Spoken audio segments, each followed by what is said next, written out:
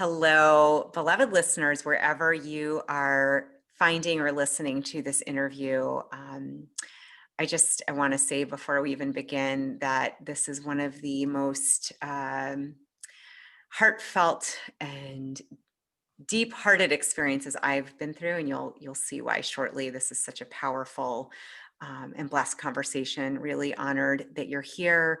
And of course, with every interview, but especially this one, our hope is that your heart is opened, that you are reminded of who you really are and the connection that you have to yourself and to all of us. So without further ado, I'm going to introduce you to Dr. Daniel Friedland. Today, we have the honor and pleasure of getting to really connect with Dr. Danny, is what he is. How he's known, at least in my world. If it's all right, I'm going to just refer to you as 100%. Awesome. Dr. Danny is the author of Leading Well from Within, a neuroscience and mindfulness-based framework for conscious leadership. He has served as the CEO of SuperSmartHealth, the CEO of SuperSmartHealth. He is a masterful coach, has given keynotes, workshops, worked with high-performing leaders. He also has an expertise in publishing one of the earlier textbooks on evidence-based medicine, which is the way that all of healthcare providers are now trained to make medical decisions. So amazing. He has worked with Fortune 500 companies, hospital systems, been very involved with conscious capitalism, and he also has served as the founding chair of the Academy of the Integrative Health and Medicine and the co-chair of the San Diego chapter of Conscious Capitalism. And so huge heart for serving and for consciousness and for integrative medicine, which is near and dear to my heart. I do want to share, it's very important to know that Dr. Danny was diagnosed on November 12th in 2020, so recently, and he was diagnosed with terminal brain cancer. It was a grade 4 glioblastoma. I don't think I didn't say that right, but I will let Dr. Danny tell you more. Of course, I'm definitely not a doctor. I was like, oh, I don't know how to say that. What I think is really the important piece about this is that this diagnosis has catalyzed a brand new level of growth and awakening into conscious leadership during this challenging and evolving and awakening time. We're going to go deep into that, what that's looked like. What I think is incredible is that Dr. Danny and his family, his wife Sue and their son Zach and Dial are making meaning on this journey by sharing his experience and day-to-day experience and journey through YouTube, through a channel on YouTube, which we're going to have the link. It's Living Well from Within, but we're going to have the link in the show notes so that you can subscribe. And honestly, it's becoming like a Netflix series. You don't want to miss it. And every day he's documenting his open-hearted experience. It's really beautiful. And I think part of this desire to share what he's going through is really to share firsthand the experience of evolving, the drama, the transformational lessons, the open-heartedness, the conscious shifts, and really from such an authentic place. I also want to share that Dr. Danny and I met originally through the Exchange community. Exchange is just a beautiful training and facilitation community that is all about infusing appreciative inquiry and heart-centeredness, heart math, and really leaning into strengths. And I'll just say, Dr. Danny, you right away when we met, I was like, who is this bright light? Like you just really right away, I was like, oh, I feel like a kinship, like we're in this family together. And so I just honor you. I'm so grateful you're here today. This is, you have a lot of bravery and courage. And it's just from my heart to yours and everybody getting to tune in. It is a gift to be here to share you and your story and evolution. Oh, Julie, I so appreciate you. I so appreciate you. I'm so honored. I think, one of the places to start, because we had talked a little bit beforehand, this podcast, the interviews I do, this whole idea of being your Youest you, it's, I think it really gets to the question of like, who are you at the core of you? Like what is that authentic, who is that most authentic aspect of you? And maybe just to start with sharing how this journey, being diagnosed in November with stage 4 brain cancer and documenting it, and just knowing you and talking to you a little bit, how you're maybe tuning in or coming even more close to that core of who you are, what that means to you. Just kind of start there. I think that, wow, we could start there and actually take the entire interview. Maybe we Yeah. spend a few weeks on this. Yeah. So this will be right. Just start with that question. No biggie. Yeah. Just go right to the deep end of the pool.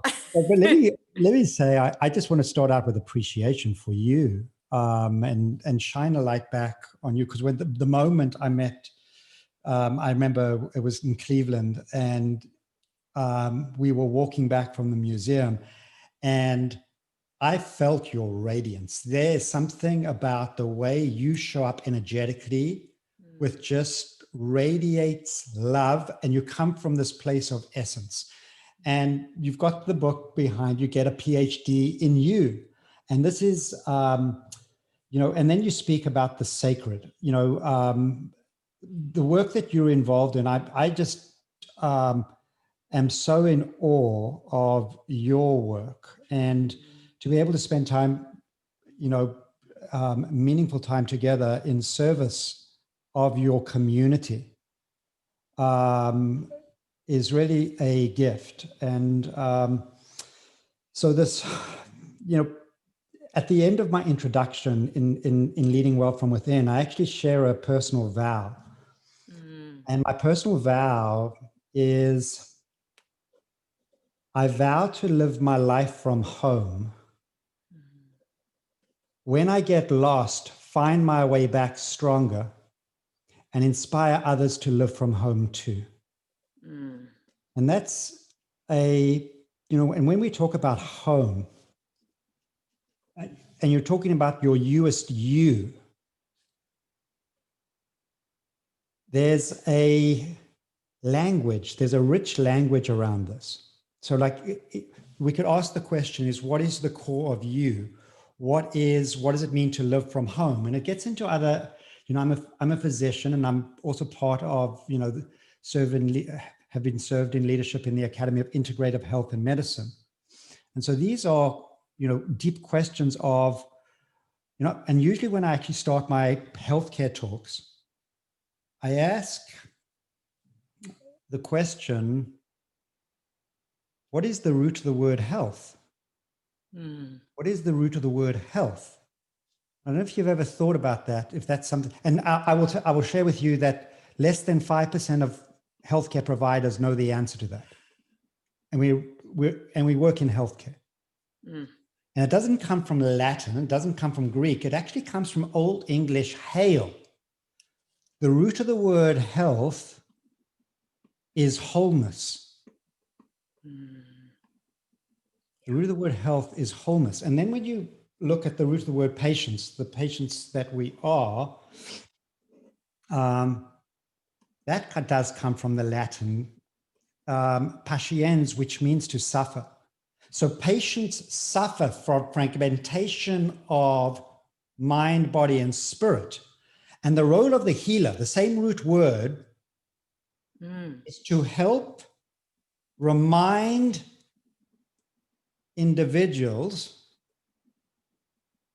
of the essential wholeness they already are. Yeah. So we were all born with the birthright of your Youest you, which is grounded in wholeness, which is fundamental to mental health and well-being. We were all born with this inalienable sacred right,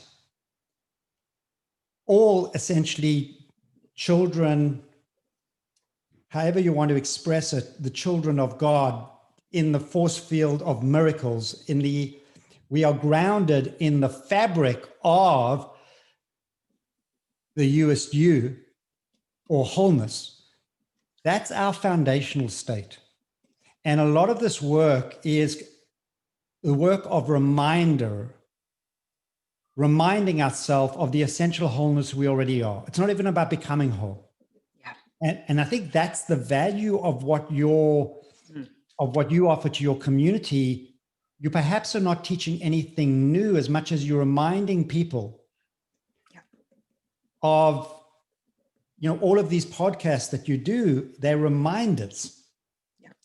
They're reminders to say, I'm coming back home. I'm coming back home. I'm coming back home now. Mm.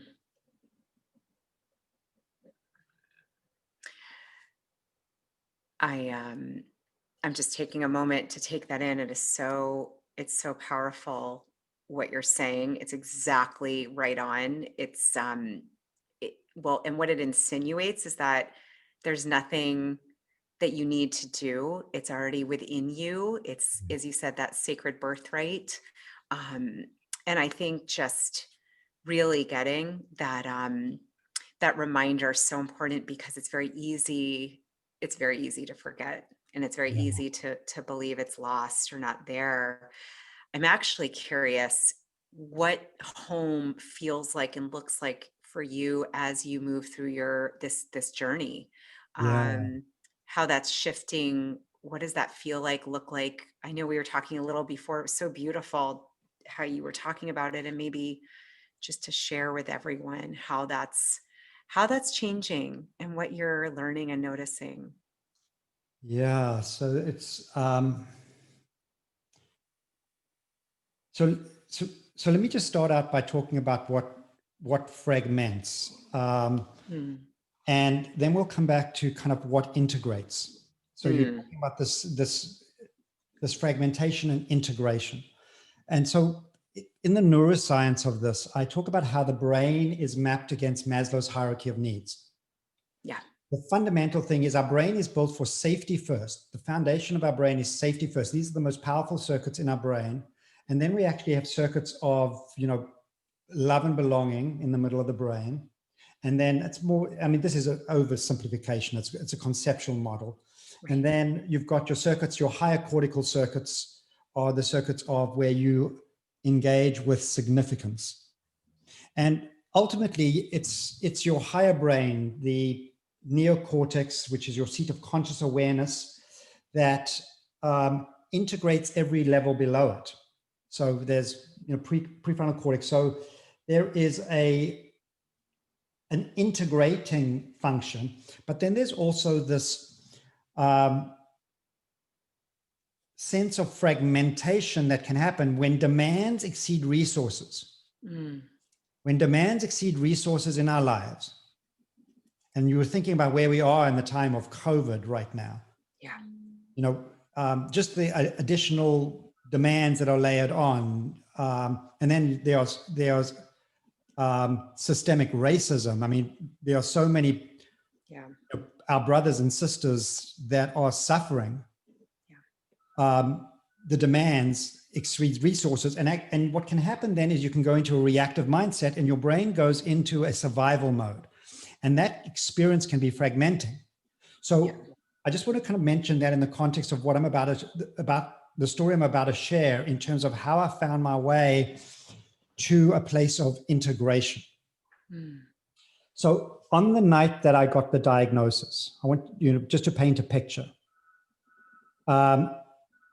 I do coaching, and I was coaching a client on November 12th, and all of a sudden I had word block. I couldn't get my words out, and I was embarrassed. And I've never had that happen on a call. And we were 10 minutes in, and I couldn't get my words out. And he says, "Are you okay? I think you need to go be seen." And I said, I think I need to be going. And I went into Scripps emergency room, and because I'm a physician, I'm an internist, and I came up with co-created a plan to get an MRI. And long story short, the MRI came back as saying I had multiple lesions in my left part of my brain cancer. And at that point, we were talking about, is it metastases or is it aggressive primary brain cancer? Neither of which are, So the powerful thing is that in that morning, I was the picture of abundant health. And there's a certain integration that comes from that. There's a certain kind of a sense of wholeness that you have from that. But by that evening, I'd walked through the door of cancer, and I didn't only walk through it alone. I took my whole family with me. And there was that intense grief response, that them first learning the news. Then I was admitted to the wards by myself because of COVID restriction. And I only slept an hour that night. And where my brain went, it went into that reactive, the default setting. Again, the brain is not built for joy or fulfillment first. It's built for safety first. So mindlessly,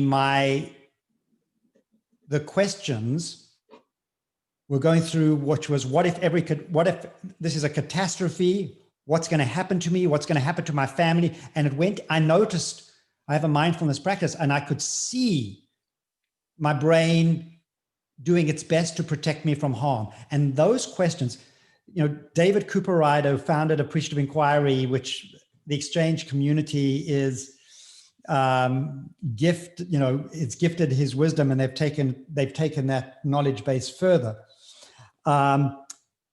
Says questions create worlds. Questions create worlds. And the questions we ask is the difference between, are we going to engage in a world of suffering or a world of flourishing? And I was lying in the bed, and my default was these questions were taking me in to these automatic negative questions, these automatic survival questions were taking me into a world of suffering. And I was feeling fragmented by them. And then miraculously, I found the generative question. I found the generative question, miraculously, because I could see it. It was my mindfulness practice that really helped me not get swept away, but to be able to simply observe with curiosity and actually some compassion. I didn't go to war with my survival brain. I didn't push it away. I said, well, thank you for looking to protect me from harm. So I actually was able to integrate that and then nest that with understanding that it was doing its thing. It's got a role to do, and it was doing its job. So I didn't go to war with myself. I was able to actually kind of pivot and actually say, would it be possible for me to ask a better question? And the question that emerged, and questions have altitude. And if you get a generative question of sufficient enough altitude in thin air, what happens is it yields a cascading answers question, and it will touch down in your life into something meaningful and pragmatic and impactful. And that's what happened for me. That's what's happened for me. So the question at altitude, I want to invite all of you listening to imagine what that would have been like for you that night if you had noticed you had just been received this life-threatening diagnosis. And for me, it's this diagnosis, which is terminal brain cancer. Theoretically, from here on out, I should have 15 months to live. I anticipate living longer than that with everything I'm doing. Yes. But that's imagine you're lying in the bed and these fear-related thoughts are spiking. What generative question would be helpful to you? What generative question would be helpful to you? And the question that miraculously emerged for me is the question, what matters most now? Oh, wow. What matters most now? And cancer's my challenge, but it's no more important than the challenges you're all having, in whatever challenges you're facing during this time of COVID and, whatever challenges you're facing. There may be other disease challenges. There may be business challenges. There may be different existential challenges. Whatever those challenges are, they're no more important or less important than any of the challenges that any of us have. They're our challenges, right? They're your challenges. They're sacred in many ways. And they're here to actually offer us the ability to learn from those challenges. That's the beautiful thing. And so the generic question that we could always ask at any inflection point, that question is a question of purpose. What matters most now? And that's a high altitude question. In fact, Julie, we've learned that in the framework of exchange and appreciative inquiry, that's a foundational question. It's a question of purpose. Yeah. So when you put a question of purpose, that's a high altitude question. What matters most now? When life is running short, when life is potentially shortened, the only answer that makes sense that came back to me is when I asked what matters most now. Yeah. The only answer that made sense is make every moment count. Make every moment count. And the beauty of actually, I'll tell you, the blessing of getting a diagnosis like this. I used to be fearful of a diagnosis, but I don't have any fear. I have appreciation, because so many people are getting plucked out by COVID or tragic accidents. Yeah. They don't get a chance to prepare and make every moment count before they die, to have the opportunity for this quality of awakening. Yeah. So I've been gifted with this period to take my awakening to the next level, because I'm very intentional in making every moment count. And then the question that naturally results from that answer.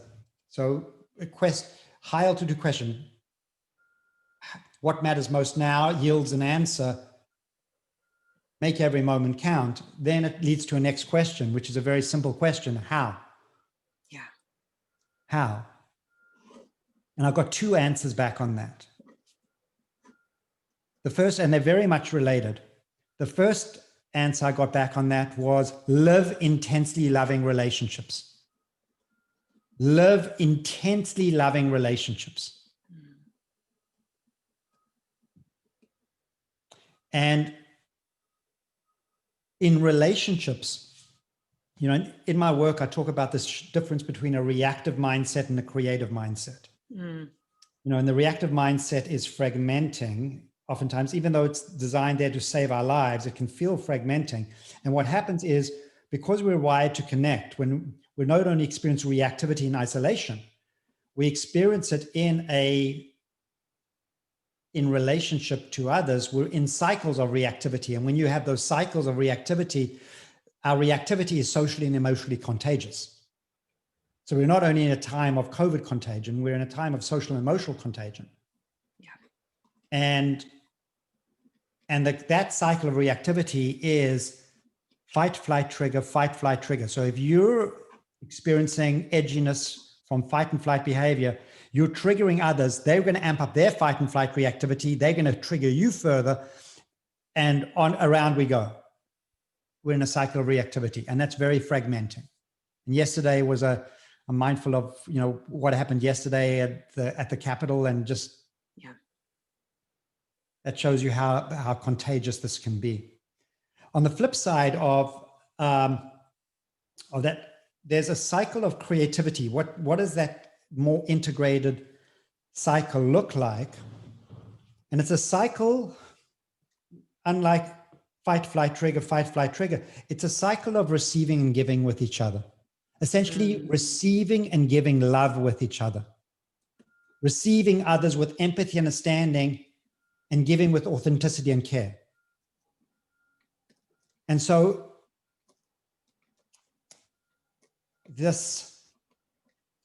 when I asked how, live intensely loving relationships, make every moment count by living intensely loving relationships, I'm essentially asking the question, how can I receive others more fully and give with them and give to them more fully at every touch point, in life? And actually, this aspect of giving and receiving love, it's multidimensional. It's really talking about how do you live a loving life? Love that. How do you live a loving life? There are dimensions of this. There are, what's our relationship to God, or whatever you describe as your deepest source of inspiration?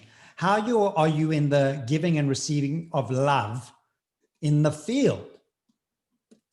How do we actually, because I've experienced, the more I love God, and actually I use the term interchangeably as the field. Interestingly enough, my wife uses the word force. So we've come up with the integration. We're living in the force field. And she said, well, that sounds like a superpower, like a Marvel's character. So we came up with, we're living in the force field of miracles. And our children were born into that force field. They were our miracles. And now I'm having such a density of synchronicities happening. What I'm experiencing, this force field, I'm experiencing it as conscious loving energy. So the more I give love, the more I express love for this mystery, the more I'm blessed in terms of what I'm receiving back in terms of immense synchronicity. Yeah. Blessed synchronicity. And then taking that into my every touch point of relationships. We're in a cycle of receiving and giving love with each other right now. And by extension, I can feel you listening. I can feel you listening. I don't know you, but I do know you. I do know you. There are no strangers in my life. There are no strangers when your heart is broken wide open. Yeah. There are no strangers. Every touch point, every moment that counts, every touch point, I have been nourished. I've been very intentional of making every moment count, every relationship, every touch point, every moment. So my family, I've a depth of love I've never experienced for my wife. The tenderness, the depth, the way our family is growing closer together. And that extends to, I have no strangers. I'm getting my radiation therapy and I want to bless people. I want to bless other cancer patients there. I want to bless. There's a woman, Marina, who is part of environmental services, and she provides a warm blanket. I get a warm blanket every time I lie on the table to get my radiation therapy. And when I met Marina for the first time, I asked her what she did. And she says, I stock the linen, making sure you have a warm blanket. And I said, I wanted to tell you how this made such a difference to my day. The work that you're doing here makes a massive difference. I want to thank you. And she was just so touched. But she matters. She matters. And, ultimately, if you're working with teams, if you're working with a team and you can feel, when we talk about the brain being architected against Maslow's hierarchy of needs, the questions that you want to ask for your team is, how can I help you feel safe? How can I make you feel, that you're part of the community? How can I make you feel like you matter? And that's that's being very intentional about being in this sense of how do you cultivate the cycle of creativity when we're in relationship of receiving and giving love, receiving others with empathy and understanding, and giving with authenticity and care. And this is not always kumbaya. It's being able to sometimes talk truth to others, but in a way, by skillful means, give with authenticity in respectful ways that people can hear it. So my heart has been broken wide open. So what this has done for my awakening, it's taken the book I wrote, Leading Well from Within, is a science and practice of conscious leadership. And there's a certain kind of, I always imagine a certain part of that awakening was wisdom. There's a certain dimension. What I imagined awakening to be was about mindful awareness and about, being an awakened leader is about being aware of the influence you have on others. Leadership's an act of influence. Leadership's an act of influence. And because we're wired to connect, we cannot not have influence. So the awakening of conscious leadership is, what kind of influence am I having on my environment? Am I showing up with positive influence or negative influence? Fundamentally, am I showing up as a demand for somebody, or am I showing up as a resource for them? So there's a certain kind of like a wisdom that comes from that. And I thought that, kind of this awakening was, almost primarily the wisdom dimension, which is a certain kind of a headiness, if you will. Yes. And what I've discovered in my second part of awakening, I'm discovering that actually the power of conscious leadership is more fully leveraged when it's also connected to an awakened heart. And what's happening right now in terms of being able to engage in relationships, I'm also mobilizing a coalition of healing through this Living Wealth from Within channel. And you'll see how that unfolds. I want to shine a light on everybody else. So Julie, I've got this playlist and unfolding playlist, and it's going to be such a blessing for me to share the awesome work that you're doing in the playlist. So that's going to be on your day 52 or day 54 right now. Amazing. In the playlist. So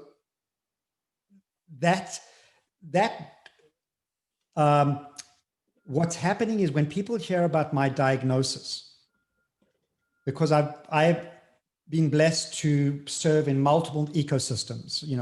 I'm in the exchange ecosystem, but I'm also in the conscious capitalism ecosystem, and I'm in the Academy of Integrative Health and Medicine ecosystem, and I'm in the Global Wellness Summit and the Global Wellness Institute. I've cultivated many loving relationships, and now there are a lot of people that are heartbroken to hear I have brain cancer. And it's open, the beautiful part of a broken heart is that it's an open heart. And what naturally happens is there's an awakening of compassion in that. And when I want to receive the compassion that people are sending my way, but I only want a portion of it. I only want 5% of it or less, because I'll drink that in with as good medicine. But more importantly, what I love about this people being brokenhearted, it's that they're having awakened compassion in my presence. And then I get to say, please keep 95% for yourself. Please keep 95% for yourself, and first radiate that into your life, into yourself, as self-compassion, wherever you feel you need healing. And then from that place, bring that compassion back out into your families, whether at home or at work, into your communities and into the world at large. And because of that, people are awakening and they're wanting to be a part of this healing coalition. So that's the second part of my awakening. The first part is kind of like the conscious leadership, the mindfulness, the mental aspect of this. The second part is the heart of it. And then there's a third part. Mm. The third part is I've come to an understanding, just even when I watch the unfolding playlist, and there's now 130 videos in the playlist. I'm watching this as much as a viewer, as a participant. I'm watching these videos unfold, and I realize that it is not being directed by me. Yeah. This is an unfolding cosmic script that demands. I'll give you a small vignette. On day 13, I was getting into the rhythm of getting up and setting my intentions and actually manifesting those intentions within 2 hours. Mm. I set my intention, and I was, that day I was going to speaking to, I've got 4 coaching clients that day. And my first coaching client was, I coach Alexander McCoben, the CEO of Conscious Capitalism, on his conscious leadership. And I've been doing that for a number of years.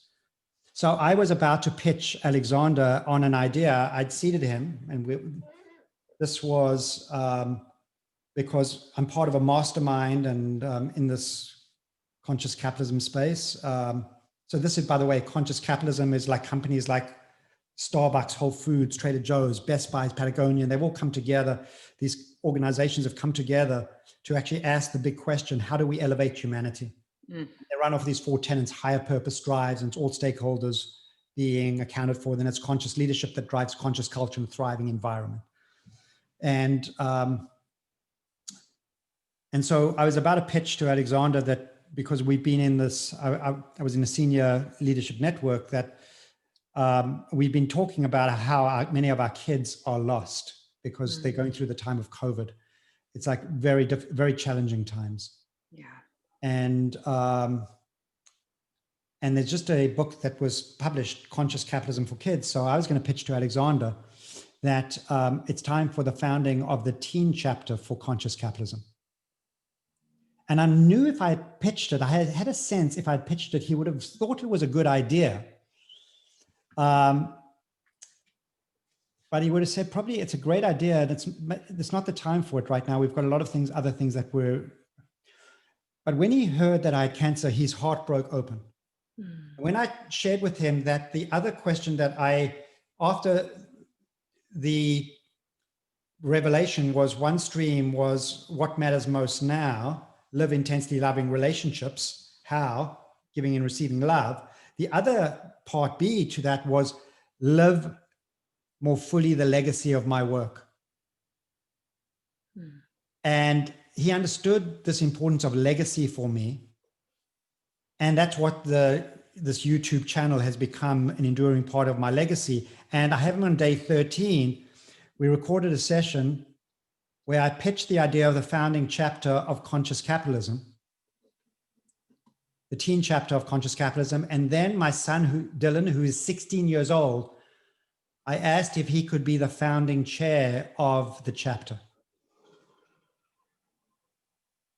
So, and Alexander has fully embraced this idea, and I'm introducing him to Dylan. First time he met Dylan on that video. And Dylan is now the founding chair in name only. Then what happens that same day, I get the call that my final definitive biopsy results are ready to be shared. And up until that point, I'd been in kind of a blissful kind of, I knew that I had primary brain cancer rather than metastases, but the worst case scenario was grade 4 glioblastoma, but there were also other possibilities that would have given me a better prognosis and a brighter, so-called longer future.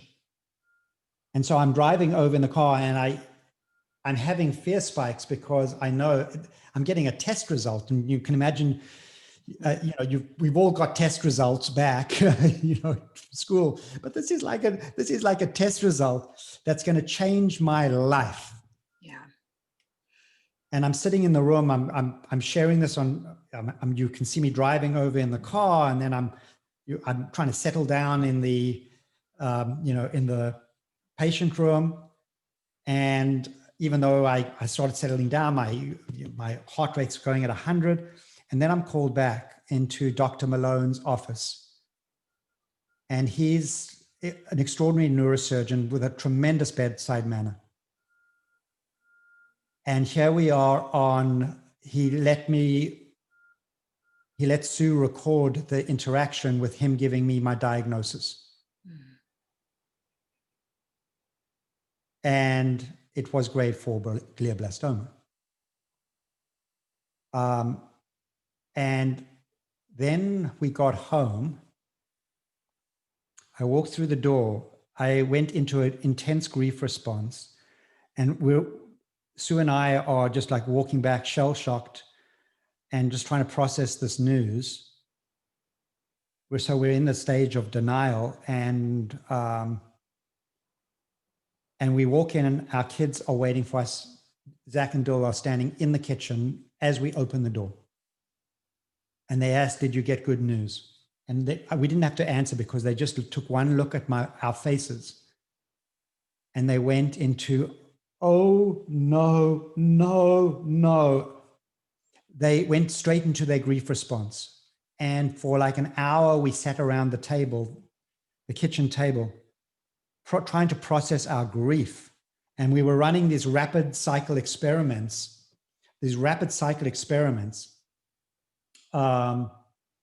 where I was trying to activate my heart of compassion, the heart math thing, and kind of radiate that into my being. And I just was looking for energy shifts. What was helping the energy expand? Actually, one of the things that really helped me find some comfort is just the phrase, "It is what it is." I could just really it helped me get a trace of acceptance. But for Dylan, he would say, "Dad, none of the stuff's working for me." And he grabs his phone. He says, "I'm going to go shoot a video." And he goes up to his room. And it's this video on day 13 that is the most extraordinary video. He starts out by talking about the pain he's going through. And then he starts out by saying, "I'm thinking about committing suicide. I just don't know if I can handle this pain." Starts there. And then what happens as a miracle, because he said his brain was empty. There was, by the grace of God, he found a metaphor. And it flowed through him. And the metaphor he found he said that it was the metaphor of being in a movie. And he says, I feel like I'm sitting in a movie, and this sucks. I'm in the worst part of the movie. It's got a 0% Rotten Tomato scores. And then he points upwards. He says, "I have no control how this movie is running. There's somebody in the box up there." He says, "I think it's God. God has control over here. I don't know how the movie's going to end, but what if it gets better? What if the movie gets better and I check out too early?" And then he changes his mind midstream. He says, "What if this movie gets to like 50 or 60% Rotten Tomato score?" And then he says, and then parenthetically says, "I'm going to stick around because my dad makes movies that are 100% Rotten Tomato scores." He says, I've decided I'm not going to check out. And I'm thinking about that video needs to be watched by every teenager in the country or around the world who has especially, I'm thinking, how many teenagers did he save? Yeah.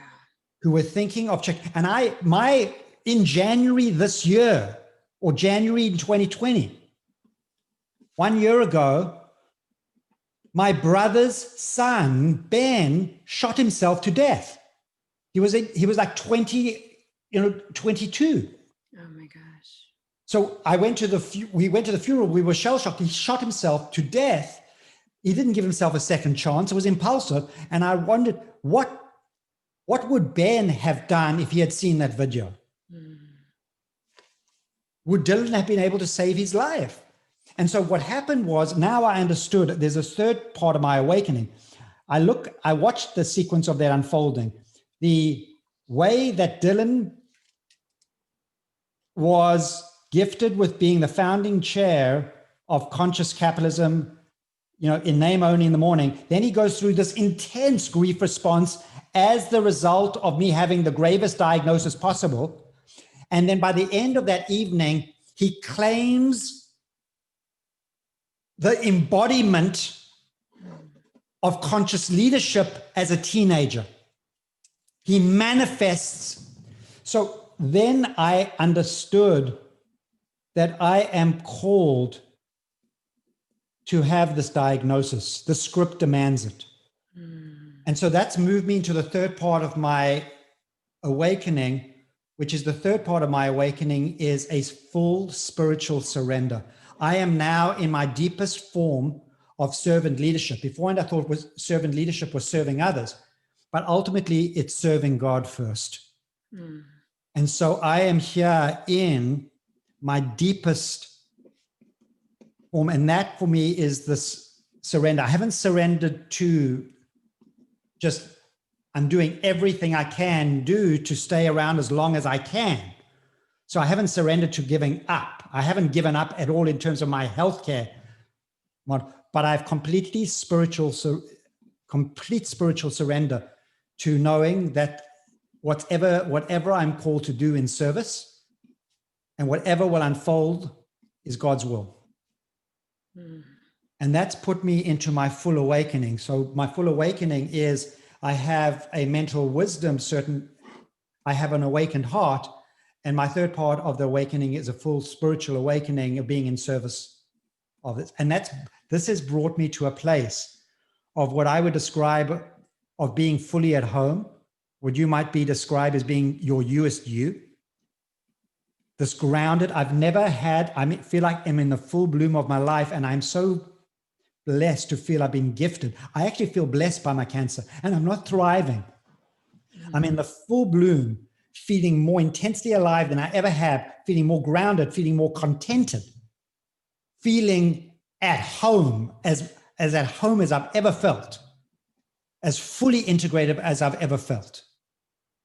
And it's not in spite of my cancer, it's because of my cancer.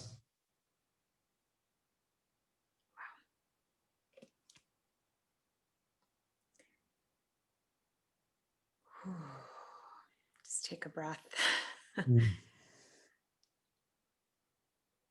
Very, very beautiful, powerful.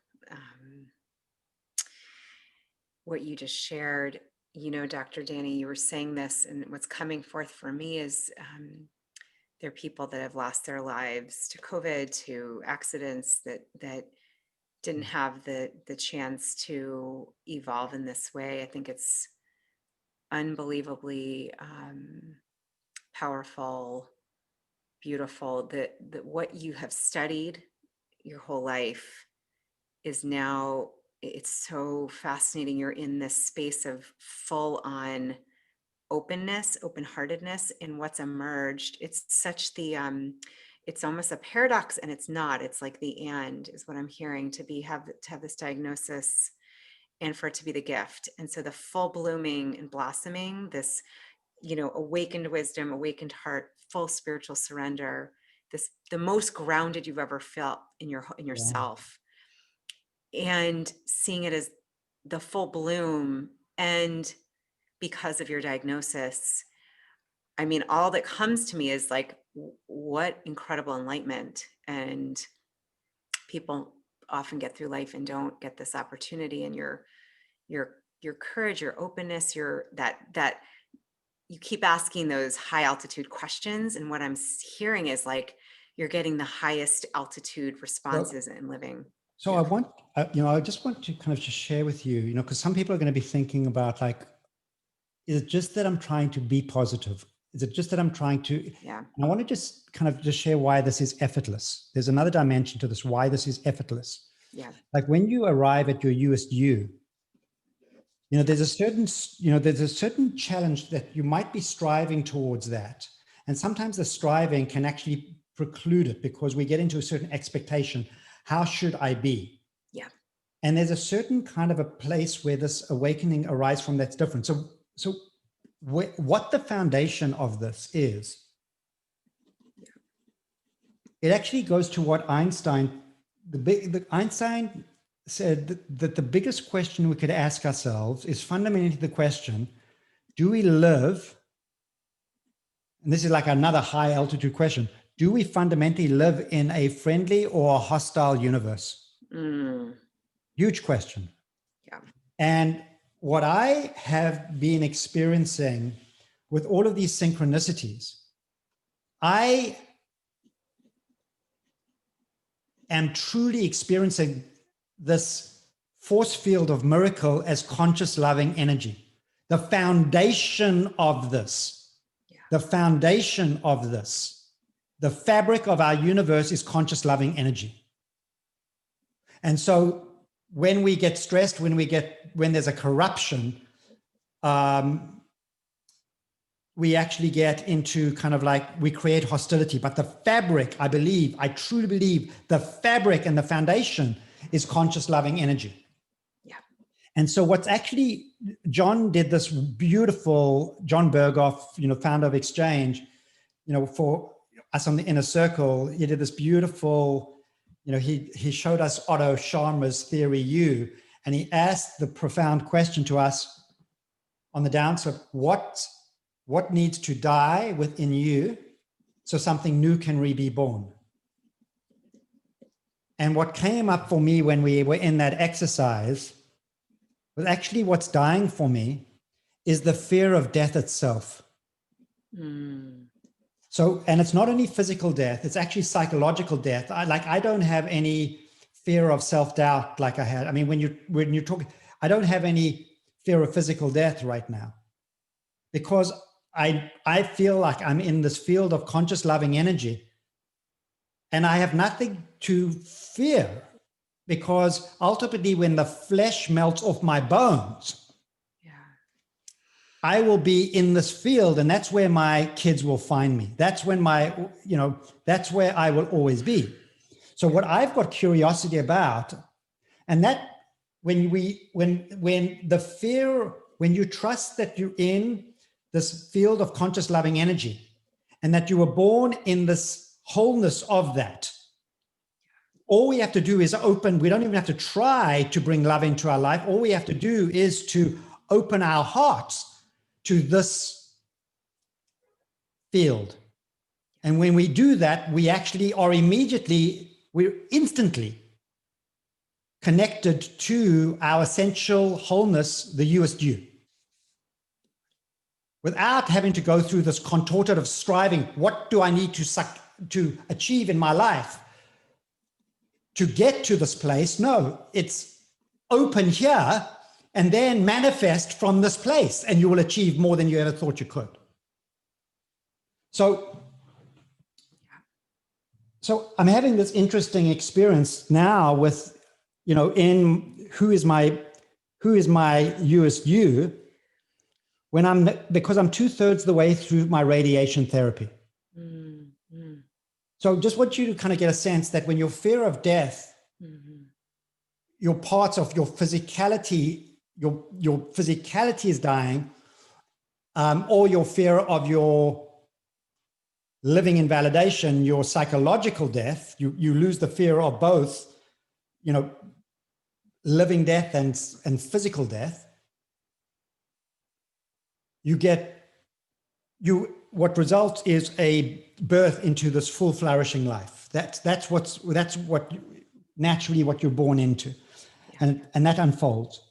So I'm having an experience right now of an experiment. I'm actually beginning to lose function. I'm losing my hair from the radiation therapy, and I'm losing some of my cognitive ability. I'm feeling this fogginess, and yet I am still feeling this grounding. I still feel at home, even when I'm losing function. So that you might want to actually say, well, what happens to our experience when this bleeds away? When I finally make my ultimate transition, what does our Youest you look like? What becomes of that conscious experience? What a delicious exploration. So I'm having the blessing of actually being a living experiment in that, where I'm in this full awakening as things are dropping away right now.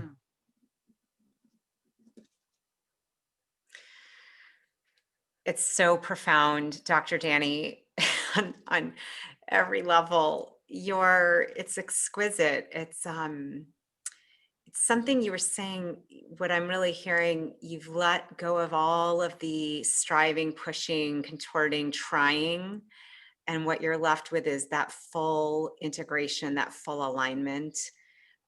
You could call it the force field of miracles. I think of it as pure positive energy, the universe, the fabric of love.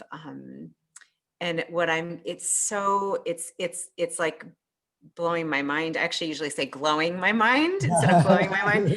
It's glow, because words are so important. Like, it is actually glowing my mind. Like, it's a mind glower, because what I think this is the question we all ask ourselves. And it's without that fear of death, what I'm hearing and getting is it's allowing you to, even as your physicality shifts, changes, drops, you lose that. What I'm hearing and seeing and feeling, and I hope if you're watching this, you can see this, because you can see the light that's pouring out of you, is that what's left.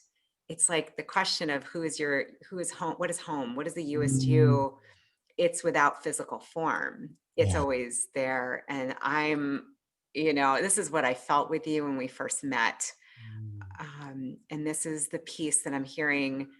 It's like that essence of you that is infinite is just beaming out of your whole being. Yeah. It's wow. It's really, before this conversation is such a gift. And your courage, your willingness, your curiosity, the consciousness at which you're coming into being with what's going on, is something that is an inspiration to me and to anybody that's listening right now and that's watching and that's part of this conversation. And I'm going to make sure all these questions, as you were saying, it's about your journey, and then, you, the listener, like taking these questions and really sitting with this question of who is your Youest you without your physicality? What matters most? And then really listening to your heart like you've been doing. So thank you for being just a champion of authentic, just fully unshackled, open-hearted. I just see this just heart beaming light, like complete force field, love, miracle energy, just really embodying that.